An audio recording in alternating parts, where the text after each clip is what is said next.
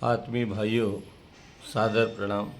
भाइयों बहनों, जीवन में कई ऐसे अवसर आते हैं जब व्यक्ति को अपने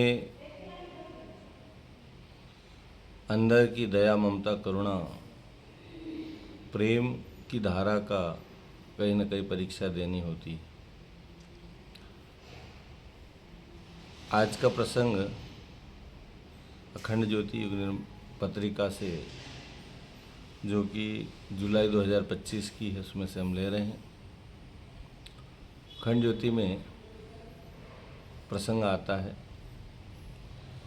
कि एक गुरुकुल में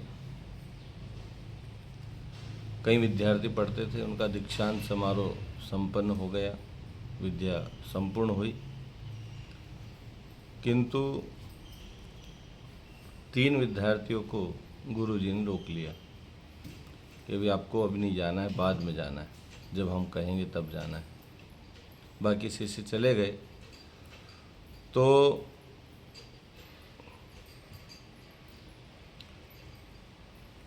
अब सब चले जाने के बाद 3 को बड़ी बेचैनी घर जाने की रहती थी। विद्यार्थियों को ऐसा लगता था कि अब सब तो पढ़ा दिया, अब क्या बचा है, सब पढ़ लिए, सब चले गए, हमको रोक लिया, हमें ऐसा कौन सा ज्ञान देना है। पर गुरु तो गुरु होते हैं, उनको बार बार घर की याद सताती थी।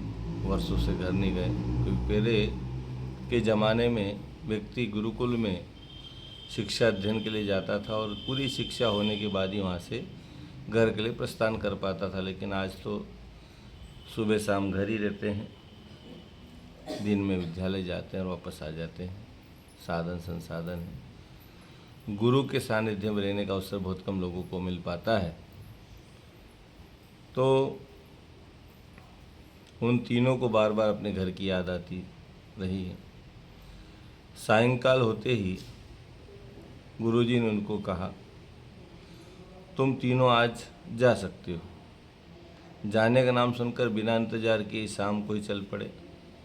रास्ता पैदल का था, पगडंडी का था,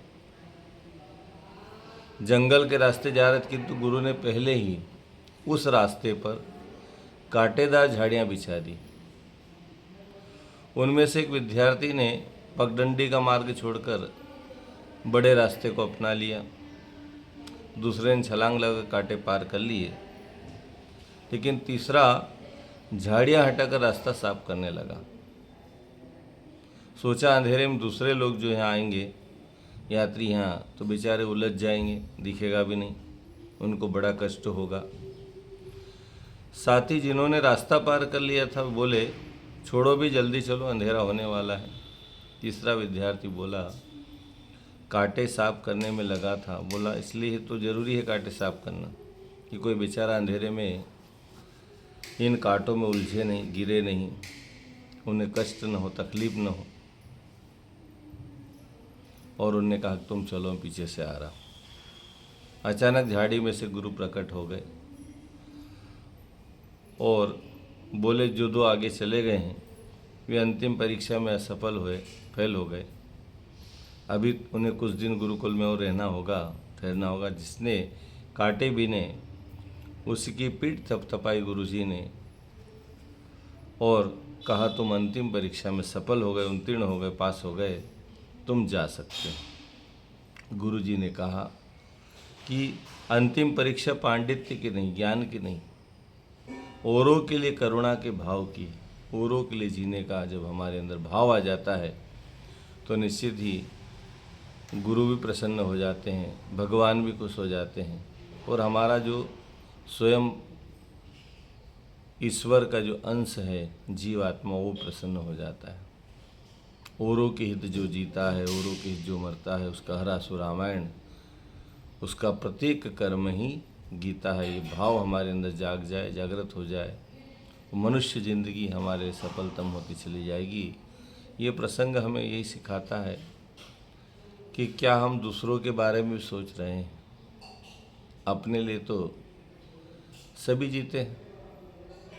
यूँ भरने को दुनिया में पशु भी पेट भरते हैं, लिया इंसान का दिल वही परमार्थ करते हैं। भाइयों बहनों, हमारे जीवन में परमार्थ का भाव जागे। मनुष्य हमको भगवान ने बनाया, परमात्मा ब्रह्मा ने हमें मुकुटमणि राजकुमार बनाकर धरती पर भेजा, मालिक का जो मैनेजर है वो बनाकर भेजा कि पूरी सृष्टि को चलाने का दायित्व तो मनुष्य को सौंपा।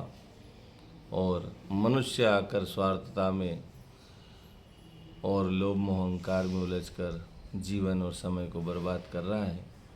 तो इस कहानी के पीछे का जो प्रसंग और भाव यही है कि हम सभी अपने जीवन में दया, ममता, करुणा, प्रेम, वात्सल्य लाएं, दूसरों के लिए प्यार जागे, दूसरों के हित के लिए कुछ कर गुजरने का भाव जाग जाए तो मानव जीवन हमारा सफल होता चला जाएगा। हम सभी इस भाव से जीवन जिए कि परमात्मा हम पर प्रसन्न हो जाए, परमात्मा हम पर खुश हो जाए और परमात्मा हमें निश्चित ही फिर से मानव योनि, श्रेष्ठ योनि में आने का अवसर प्रदान करें। ऐसा हम जीवन जिए, यही प्रसंग हमें सिखाता है।